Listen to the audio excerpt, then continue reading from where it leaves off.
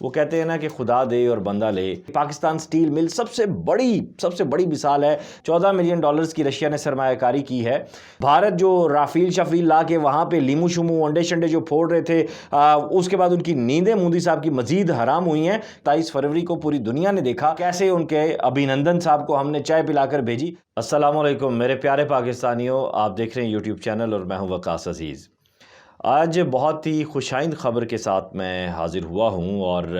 مجھے معلوم نہیں کہ ہمارے میڈیا نے اس کو اتنی زیادہ اہمیت کیوں نہیں دی جتنی زیادہ اہمیت کی حامل یہ خبر ہے۔ وہ کہتے ہیں نا کہ خدا دے اور بندہ لے، اور اس کے ساتھ ساتھ ایک اور بھی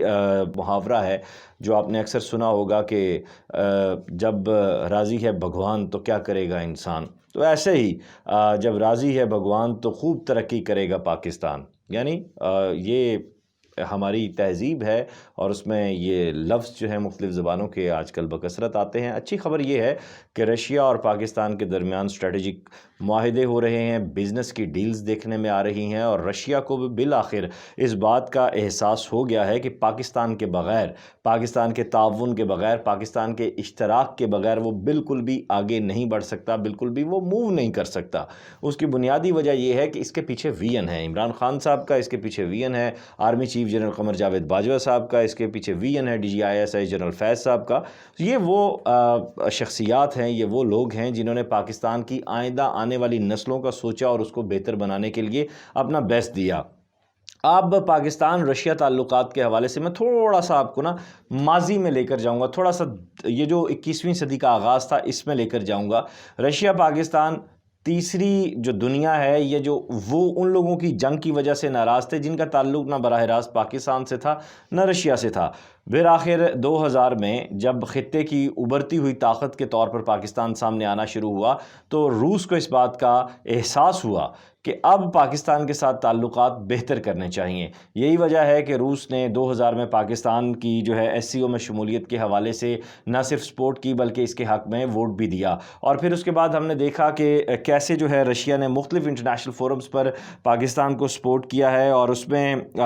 رشیا وہ واحد ملک ہے جس نے سب سے پہلے دہشت گردی کے خلاف جنگ میں پاکستان کی کوششوں کی حمایت کی تھی۔ اگر ہم دیکھیں پاک امریکہ تعلقات تو امریکہ کی جانب سے ہمیشہ ڈو مور کا مطالبہ رہا۔ اگر ہم دیکھیں عرب ممالک یا اسلامک ممالک تو اس میں پاکستان کی جتنی بھی کوششیں اسلام کے لیے رہیں، اپنے جو مسلم ممالک ہیں ہمارے، جو ہمارے بھائی ہیں، ان کے لیے تو کہیں نہ کہیں کوئی نہ کوئی کمی کجی کوتاہی رہی۔ لیکن جب سے دیکھتے ہیں کہ 21ویں دہائی کا آغاز ہوتا ہے، رشیا کو اس چیز کا احساس ہوا اور اس نے پاکستان کی کوششوں کی تعریف کی اور اس کو سراہا۔ اس کے بعد ہم دیکھتے ہیں کہ پاکستان میں جب آپ کو یاد ہوگا آج سے 10 سال قبل نیٹو کے جہاز آتے تھے اور پھر ڈرون حملے ہوتے تھے، ڈرون اٹیکس ہوتے تھے، اس میں معصوم پاکستانی شہری اپنی جانوں کا نذرانہ دیتے تھے، اور یہ وہی دور ہے جب طالبانائزیشن کے خلاف پاکستان کی فوج جو ہے وہ لڑ رہی تھی، اور پاکستان کو اس وقت بیرونی خطرات کے ساتھ ساتھ اندرونی خطرات کا بھی سامنا کرنا پڑ رہا تھا۔ اس کڑے وقت میں نیٹو کے جو حملے تھے، فضائی حملے، ان کو رکوانے میں بھی رشیا نے ایک طرح سے مذمت کی، اور یہ مذمت بنیادی طور پر بین الاقوامی جو سفارتکاری کا معاملہ ہے اس میں ایک جیسچر سمجھا جاتا ہے۔ جہاں یہ معاملہ دیکھنے میں آیا، وہیں اس کے ساتھ ساتھ ہم یہ دیکھتے ہیں کہ پاکستان کی گرتی ہوئی معیشت کو سنبھالنے کے لیے پاکستان سٹیل مل سب سے بڑی مثال ہے، جس میں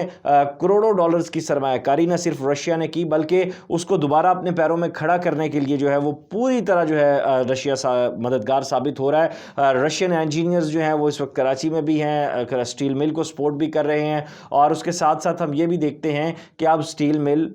دوبارہ سے پاکستان سٹیل مل جو ہے وہ اپنے پیروں پر کھڑا ہونا شروع ہو گئی ہے۔ یہ میں سمجھتا ہوں کہ یہ ایک ایسے دو جیسچر تھے جو علاقائی سطح پر بھی پاکستان کی امن اور سالمیت کو بحال کرنے میں مددگار ثابت ہوئے، اور اس کے ساتھ ساتھ معاشی طور پر بھی بحال کرنے میں مددگار ثابت ہوئے۔ اس چیز نے ثابت کیا کہ رشیا پاکستان کا ایک اچھا دوست ہے۔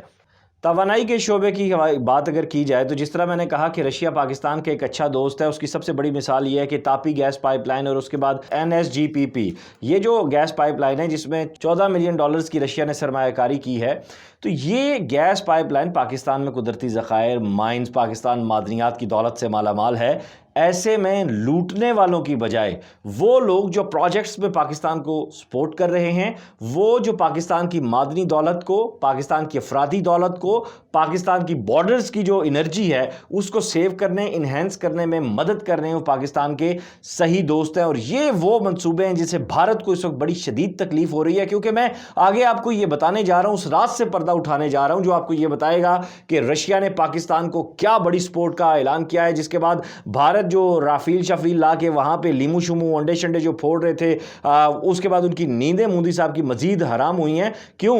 رشیا سے بہت بڑی تعداد میں دفاعی ساز و سامان بھارت خریدتا تھا، لیکن چلانے کی نوبت ہی نہیں آئی۔ 27 فروری کو پوری دنیا نے دیکھا کہ کیسے ان کے ابھینندن صاحب کو ہم نے چائے پلا کر بھیجی۔ آج رشیا نے بھی پاکستان کے جو عسکری مہارت ہے اس کو مانا اور ایک بہت بڑی سپورٹ کا اعلان کیا۔